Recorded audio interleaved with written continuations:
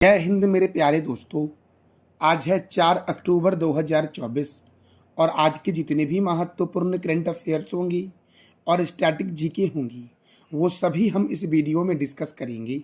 तो आइए शुरू करते हैं आज के करंट अफेयर्स का हमारा महत्वपूर्ण सेशन। दोस्तों, पहला प्रश्न है, राष्ट्रीय डॉल्फिन दिवस कब मनाया जाता है? तो यह मनाया जाता है 5 अक्टूबर को। देखो, 5 अक्टूबर 2009 को डॉल्फिन को राष्ट्रीय जलीय जीव घोषित किया गया था। अच्छा, डॉल्फिन का वैज्ञानिक नाम क्या है? तो प्लेटेनिस्टा गैंगेटिका है डॉल्फिन का वैज्ञानिक नाम।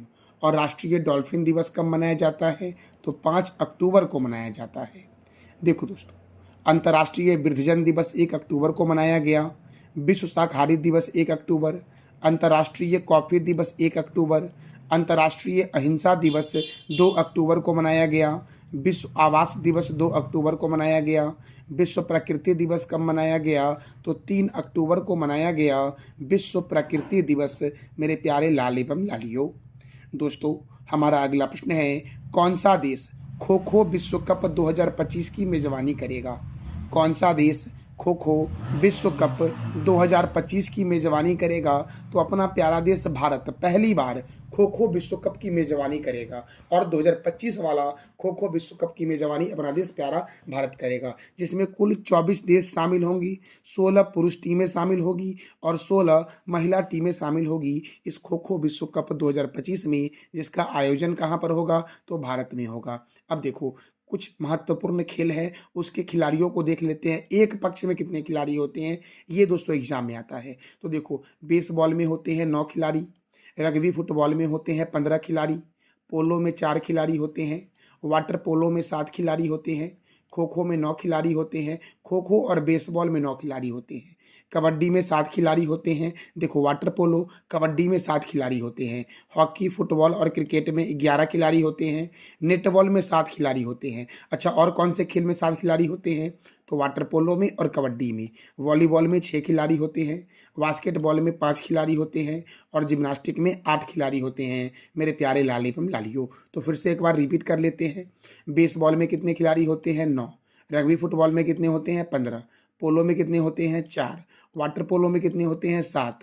खो खो में कितने होते हैं? 9। कबड्डी में कितने होते हैं? 7। नेटबॉल में कितने होते हैं? 7। वॉलीबॉल में कितने होते हैं? 6। बास्केटबॉल में कितने होते हैं? 5। जिम्नास्टिक में कितने होते हैं? 8। हॉकी फुटबॉल और क्रिकेट में कितने होते हैं? तो 11 खिलाड़ी होते हैं, मेरे प्यारे दोस्तों। अच्छा दोस्तों, देखो, अगला प्रश्न हमारा है, क्लाउडिया शिनबाम। क्लाउडिया शिनबाम किस देश की पहली महिला प्रधानमंत्री बनी है? क्लाउडिया शिनबाम किस देश की पहली महिला प्रधानमंत्री बनी है? तो मैक्सिको की पहली महिला प्रधानमंत्री कौन बन गई है? क्लाउडिया शिनबाम बन गई है। अच्छा दोस्तों, मैक्सिको की राजधानी क्या है? तो मैक्सिको सिटी है। जापान की राजधानी क्या है? टोक्यो। ब्रिटेन की राजधानी क्या है? लंदन। और नाइजीरिया की राजधानी क्या है? तो ये आप बता दो कमेंट बॉक्स में कि नाइजीरिया की कैपिटल क्या है। दोस्तों, हमारा अगला प्रश्न है, हाल ही में किस राज्य में महात्मा गांधी की 150वीं जयंती पर बापू टावर का उद्घाटन किया गया? दोस्तों, यहाँ टाइपिंग मिस्टेक हो गया, सही कर लेना कि बापू टावर का उद्घाटन किस राज्य में किया गया है महात्मा गांधी की 155वीं जयंती पर? दोस्तों, तो याद रखना मेरे प्यारे लाल एवं लालियों, ये पटना में किया गया है और पटना जो है ये बिहार की राजधानी है। पटना का प्राचीन नाम दोस्तों क्या था? तो पाटलिपुत्र था पटना का प्राचीन नाम दोस्तों। और देखो, बापू टावर भारत का सबसे बड़ा टावर है, जिसकी मंजिलें दोस्तों 120 फीट की है। और बापू टावर की आकृति कैसी है? तो बापू टावर की आकृति दोस्तों है बेलनाकार। कैसी आकृति है बापू टावर की? तो क्या बोलोगे आप? बेलनाकार है दोस्तों बापू टावर की आकृति। अच्छा दोस्तों, महात्मा गांधी का जन्म कब हुआ था? 2 अक्टूबर 1869 को महात्मा गांधी का जन्म पोरबंदर में हुआ था और इनकी मृत्यु हुई थी 30 जनवरी 1948 को। महात्मा गांधी के पिता का नाम करमचंद गांधी था, माता का नाम पुतलीबाई था और पत्नी का नाम कस्तूरबा गांधी था। देखो दोस्तों, महात्मा गांधी ने अपने पहले सत्याग्रह का प्रयोग कब किया था? तो 1906 में किया था दक्षिण अफ्रीका में। और भारत में महात्मा गांधी ने अपने पहले सत्याग्रह का प्रयोग कब किया था? तो 1917 में चंपारण सत्याग्रह दोस्तों हुआ था बिहार में। अच्छा, महात्मा गांधी के राजनीतिक गुरु कौन है? तो इसका जवाब दे दो आप कमेंट बॉक्स में कि महात्मा गांधी के राजनीतिक गुरु कौन है। और बापू टावर की आकृति कैसी है? बेलनाकार। अच्छा, ये बिहार में है ना दोस्तों, तो बिहार की आकृति कैसी है ये आप बता दो कमेंट बॉक्स में। अब देखो, बिहार की राजधानी है पटना, बिहार के गवर्नर है राजेंद्र विश्वनाथन आलेरकर, बिहार के मुख्यमंत्री कौन है? नीतीश कुमार। बिहार में राज्यसभा 16 है और लोकसभा 40 है। वाल्मीकि राष्ट्रीय उद्यान, गौतम बुद्ध वन्य जीव अभयारण्य, कैमूर वन्य जीव अभयारण्य, पंत वन्य जीव अभयारण्य, संजय गांधी वन्य जीव अभयारण्य, भीम बांध वन्य जीव अभयारण्य, विक्रमशिला डॉल्फिन अभयारण्य कहाँ है? तो भागलपुर में है। उत्तर से दक्षिण की लंबाई बिहार की 345 किलोमीटर है, जबकि पूर्व से पश्चिम की लंबाई 483 किलोमीटर है। और बिहार का मुख्य लोक नृत्य क्या है? तो जाट जटिन, कजरी, सोहर खिलौना, झुमेरी और झिझिया। बिहार की सीमा लगती है पश्चिम बंगाल से, उत्तर प्रदेश से, झारखंड से और नेपाल से। क्षेत्रफल की दृष्टि से सबसे बड़ा जिला बिहार का है पश्चिम चंपारण, और छोटा कौन सा जिला दोस्तों है? तो शिवहर है। अच्छा, बिहार के प्रथम राज्यपाल थे जयराम दास दौलत राम। तो वर्तमान में बिहार के दोस्तों देखो, बिहार के प्रथम राज्यपाल कौन थे? जयराम दास दौलत राम। तो बिहार के प्रथम मुख्यमंत्री कौन थे? इसका जवाब दे दो आप कमेंट बॉक्स में। बिहार के वर्तमान में राज्यपाल कौन है? राजेंद्र विश्वनाथन आलेरकर। दोस्तों, हमारा अगला प्रश्न है, भारत की पहली बायो सीएनजी संयंत्र वाली गौशाला का उद्घाटन कहाँ किया गया है? भारत की पहली बायो सीएनजी संयंत्र वाली गौशाला का उद्घाटन ग्वालियर में किया गया है प्रधानमंत्री नरेंद्र मोदी के द्वारा। और ग्वालियर जो है ये मध्य प्रदेश में है। कहाँ है दोस्तों? तो ग्वालियर है मध्य प्रदेश में। देखो दोस्तों, मध्य प्रदेश के कुछ महत्वपूर्ण राष्ट्रीय उद्यान को एक बार देख लेते हैं। कान्हा किसली राष्ट्रीय उद्यान, माधव राष्ट्रीय उद्यान, वन विहार राष्ट्रीय उद्यान, सतपुरा राष्ट्रीय उद्यान, वाधवगढ़ राष्ट्रीय उद्यान, ओंकारेश्वर राष्ट्रीय उद्यान, डायनासोर राष्ट्रीय उद्यान, कूनो राष्ट्रीय उद्यान, पन्ना बाघ रिजर्व, पेंच बाघ रिजर्व, पंचमढ़ी अभयारण्य, गांधी सागर वन्य जीव अभयारण्य, नरसिंहगढ़ वन्य जीव अभयारण्य, सरदारपुर वन्य जीव अभयारण्य, राष्ट्रीय चंबल वन्य जीव अभयारण्य, राजा भोज अंतर्राष्ट्रीय हवाई अड्डा भोपाल में दोस्तों है। और देवी अहिल्याबाई होलकर अंतर्राष्ट्रीय हवाई अड्डा कहाँ है? इंदौर में। सोया प्रदेश और टाइगर स्टेट के नाम से जानते हैं मध्य प्रदेश को। मध्य प्रदेश के पड़ोसी में उत्तर प्रदेश है, महाराष्ट्र है, छत्तीसगढ़ है, राजस्थान है और गुजरात है। मध्य प्रदेश में सांची का स्तूप है जिसे अशोक ने बनवाया था। और भीम बेटिका की गुफा कहाँ दोस्तों है? तो मध्य प्रदेश में ही है। दोस्तों, अगला प्रश्न है, 25वां हॉर्नबिल महोत्सव किस राज्य में मनाया जाएगा? 25वां हॉर्नबिल महोत्सव मनाया जाएगा नागालैंड में, याद रखना। कहाँ मनाया जाएगा 25वां हॉर्नबिल महोत्सव? तो नागालैंड में मनाया जाएगा। अच्छा दोस्तों, नागालैंड में मनाया जाएगा तो नागालैंड की राजधानी क्या है? कोहिमा। नागालैंड के गवर्नर कौन है? ला गणेशन। और नागालैंड के मुख्यमंत्री कौन है? नेफ्यू रियो दोस्तों। अच्छा दोस्तों, राज्यपाल की नियुक्ति कौन करता है? ये आप बता दो कमेंट बॉक्स में। नागालैंड में राज्यसभा 1 है और लोकसभा 1 है। नागालैंड की स्थापना 1 दिसंबर 1963 को हुई थी। नागालैंड में विधानसभा सीट 60 है। और 60 विधानसभा सीट वाले राज्य कौन कौन से हैं? तो मणिपुर, मेघालय, त्रिपुरा, अरुणाचल प्रदेश और नागालैंड में विधानसभा सीट 60 है। इटंकी राष्ट्रीय उद्यान, इटंकी राष्ट्रीय उद्यान दोस्तों, इटंकी राष्ट्रीय उद्यान, रंगपहर वन्य जीव अभयारण्य, फकीम वन्य जीव अभयारण्य नागालैंड में है। और नागालैंड की जनजाति का नाम है नागा और नबोई। नागालैंड की सीमा लगती है म्यांमार से, असम से, अरुणाचल प्रदेश से और मणिपुर से लगती है नागालैंड की सीमा। अच्छा दोस्तों, मणिपुर में कोलेरू झील दोस्तों, मणिपुर में सॉरी दोस्तों, कोलेरू झील आंध्र प्रदेश में है। मणिपुर में आपका लोकटक झील है, मणिपुर में मेरे प्यारे लालिपम लालियो। और कोलेरू झील कहाँ है? तो आंध्र प्रदेश में है, याद रखना। अगला प्रश्न है, भारी उद्योग मंत्रालय ने कहाँ पीएम ई ड्राइव योजना की शुरुआत की है? हाल ही में भारी उद्योग मंत्रालय दोस्तों कहाँ पर ई ड्राइव योजना की शुरुआत की है? तो नई दिल्ली में भारी उद्योग मंत्रालय के द्वारा पीएम ई ड्राइव योजना की शुरुआत की गई है। अब देखो दोस्तों, पीएम ई ड्राइव योजना देश भर में ईवी अपनाने में तेजी लाने और महत्वपूर्ण चार्जिंग बुनियादी ढांचे के निर्माण में महत्वपूर्ण भूमिका निभाएगी। और भारी उद्योग मंत्रालय के द्वारा किया गया है। तो भारी उद्योग मंत्री कौन है? HD कुमारस्वामी जो है ये भारी उद्योग मंत्री हैं। अब देखो, नई दिल्ली में जितने भी संस्था आपको स्क्रीन पर दिख रहे हैं, ये सभी का जो मुख्यालय है ये नई दिल्ली में है। जैसे केंद्रीय रिजर्व पुलिस बल की स्थापना कब हुई? 1939 में। राष्ट्रीय क्रेडिट कोर की स्थापना कब हुई? 1948 में। भारत तिब्बत सीमा पुलिस ITBP की स्थापना कब हुई? 1962 में। सीमा सुरक्षा बल की स्थापना कब हुई? 1965 में।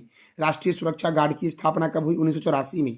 केंद्रीय औद्योगिक सुरक्षा बल की स्थापना कब हुई? तो 1969 को हुई, मेरे प्यारे लाल एवं लालियो।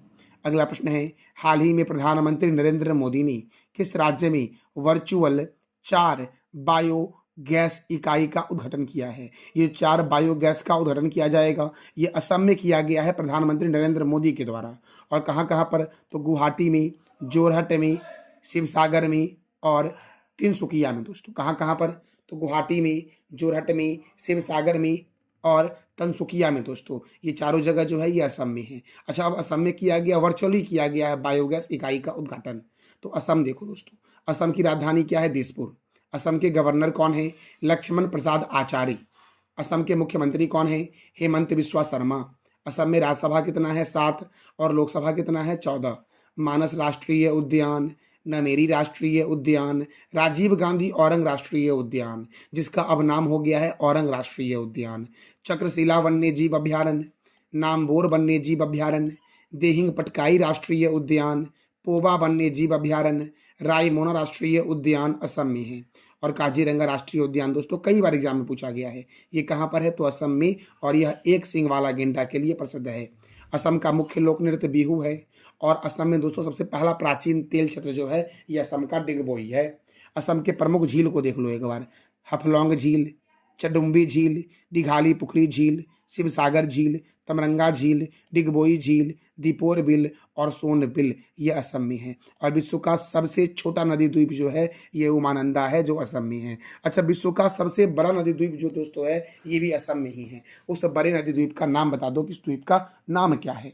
अगला प्रश्न हमारा है, SAFF अंडर-17 चैंपियनशिप का खिताब किस देश ने जीता है? दोस्तों ये फुटबॉल से संबंधित है। SAFF अंडर-17 दोस्तों अर्थात 17 वर्ष से कम आयु के लिए। तो SAFF अंडर-17 चैंपियनशिप का खिताब किस देश ने जीता है? तो अपने प्यारे देश भारत ने जीता है। और उपविजेता दोस्तों कौन था? तो बांग्लादेश था उपविजेता। और विजेता कौन था? तो भारत दोस्तों। अब देखो दोस्तों, देखो इसका आयोजन कहाँ हुआ? तो भूटान में हुआ। भूटान की राजधानी क्या है? थिम्पू। और थिम्पू के चांगलिमथांग स्टेडियम में हुआ। देखो प्लेयर प्ले अवार्ड किसे दिया गया? भूटान को। बेस्ट गोलकीपर का अवार्ड किसे दिया गया? अहिबाम सूरज सिंह को। हाईएस्ट गोल स्कोर का अवार्ड किसे दिया गया? सुजान डागोल को। और मोस्ट वैल्यूएबल प्लेयर का अवार्ड दिया गया मोहम्मद अरवास को, मेरे प्यारे लाल एवं लालियो। अच्छा दोस्तों, इसका संबंध है फुटबॉल से। तो देखो फुटबॉल के महत्वपूर्ण स्टेडियम को देखते हैं। फुटबॉल का महत्वपूर्ण स्टेडियम है विवेकानंद युवा भारती स्टेडियम कोलकाता में है, बेम्बेले स्टेडियम लंदन में है, ब्रुकलैंड स्टेडियम इंग्लैंड में है और अंबेडकर स्टेडियम कहाँ है? तो दिल्ली में दोस्तों है। फुटबॉल की शुरुआत किस देश में हुई? कि तो क्या बोलोगे आप? इंग्लैंड में फुटबॉल की शुरुआत हुई। पहला फुटबॉल क्लब का नाम क्या था? Sheffield football club. अच्छा, पहले फुटबॉल क्लब की स्थापना कब हुई? जो शेफील्ड फुटबॉल क्लब है इसका स्थापना कब किया गया? 1857 में। अच्छा, भारत का पहला फुटबॉल क्लब कौन सा है? डलहौजी क्लब। अच्छा, प्रथम वर्ल्ड कप कब हुआ था फुटबॉल का? तो 1930 में। अच्छा, ये जो फुटबॉल का प्रथम वर्ल्ड कप था इसका आयोजन कहाँ हुआ? उरुग्वे में। और जीता कौन? तो उरुग्वे। उपविजेता कौन था दोस्तों? तो अर्जेंटीना था। अच्छा, फुटबॉल जो दोस्तों, फुटबॉल तो याद रखना, फुटबॉल फॉसे फ्रांस। तो फुटबॉल और ब्राजील का जो राष्ट्रीय खेल है वो फुटबॉल ही है। फुटबॉल में महत्वपूर्ण शब्दावली को देख लो एक बार। देखो full back, half back, striker, centre, penalty kick, free kick कर लेना यहाँ पर, रेफरी, ट्राई बेकर और हैंडबॉल का संबंध फुटबॉल से है। फुटबॉल की महत्वपूर्ण ट्रॉफी को देख लो। Rovers Cup, Durand Cup, Santosh Trophy, Subroto Cup, Ashutosh Mukherjee Shield Cup, BC Roy Cup, Colombo Cup और मर्डेका कप का संबंध किससे है? तो फुटबॉल से है, मेरे प्यारे लाल एवं लालियो। दोस्तों अगला प्रश्न है, world green economic forum, world green economic forum अर्थात विश्व हरित अर्थव्यवस्था मंच का शुभारंभ कहाँ हुआ है? तो दुबई में हुआ है। कहाँ हुआ दोस्तों? वर्ल्ड ग्रीन इकोनॉमिक फोरम अर्थात विश्व हरित अर्थव्यवस्था मंच का शुभारंभ दुबई में हुआ है। और दुबई जो है ये संयुक्त अरब अमीरात का शहर है। तो संयुक्त अरब अमीरात की राजधानी क्या है? दिरहम। संयुक्त अरब अमीरात के प्रेसिडेंट कौन है? मोहम्मद बिन जयाद अल नयान। और यहाँ के प्राइम मिनिस्टर कौन है? तो मोहम्मद बिन रशीद अल मख्तूम संयुक्त अरब अमीरात के प्राइम मिनिस्टर हैं दोस्तों। फ्यूचर हॉस्पिटलिटी शिखर सम्मेलन का आयोजन दुबई में हुआ। दुबई के अलमिनहाज शहर का नाम बदल करके हिंद शहर कर दिया गया। और विश्व शिक्षा सम्मेलन 2024 की मेजबानी किसने की? तो दुबई ने की दोस्तों अब देखो महत्वपूर्ण लोक नृत्यों को देख लेते हैं। घूमर, झूलन, लीला, भवाई, गनगौर, चारी, झूमा, पनिहारी, धपाली, सुईसीनी और कालबेलिया नृत्य राजस्थान का है। कौन कौन सा दोस्तों, फिर से एक बार मैं रिपीट कर दे रहा हूँ। घूमर, झूलन, लीला, भवाई, गनगौर, चारी, झूमा, पनिहारी, घपाली, सुईसीणी और कालबेलिया नृत्य का संबंध किस राज्य से है? राजस्थान से है। और घूमर जो है ये भील जनजाति के द्वारा पेश किया जाता है। कई बार पूछा गया है कि राजस्थान का घूमर नृत्य किस जनजाति के द्वारा मनाया जाता है, तो याद रखना भील जनजाति के द्वारा। और उत्तर प्रदेश का मुख्य लोक नृत्य देख लो एक बार, तो रासलीला, चैपल, चरकुला, जैता, कजरी, दादर झोरा, नौटंकी और ख्याली, ये जो है ये उत्तर प्रदेश का मुख्य लोक नृत्य है दोस्तों। अब देखो दोस्तों, कल मैंने आपसे 3 प्रश्न किया था कि अंतर्राष्ट्रीय कॉफी दिवस कब मनाया जाता है, तो 1 अक्टूबर को। राजघाट किनका समाधि स्थल है, तो महात्मा गांधी जी का दोस्तों। लाल बहादुर शास्त्री को भारत रत्न कब दिया गया था, तो 1966 में दिया गया था। और आज का आपका 3 प्रश्न जिसका जवाब देना है आपको कमेंट बॉक्स में कि रासलीला किस राज्य का मुख्य लोक नृत्य है, भारत में आने वाले विदेशी पर्यटक में कौन सा देश प्रथम स्थान पर है, और बास्केटबॉल में खिलाड़ी कितने हैं, तो इस तीनों प्रश्न का जवाब देना है कमेंट बॉक्स में आपको दोस्तों। ये था हमारा आज का महत्वपूर्ण करंट अफेयर्स। जानकारी अच्छी लगी तो चैनल को लाइक कर दो, सब्सक्राइब कर दो और शेयर कर दो दोस्तों वीडियो को। थैंक यू सो मच मेरे प्यारे लाल एवं लालियों।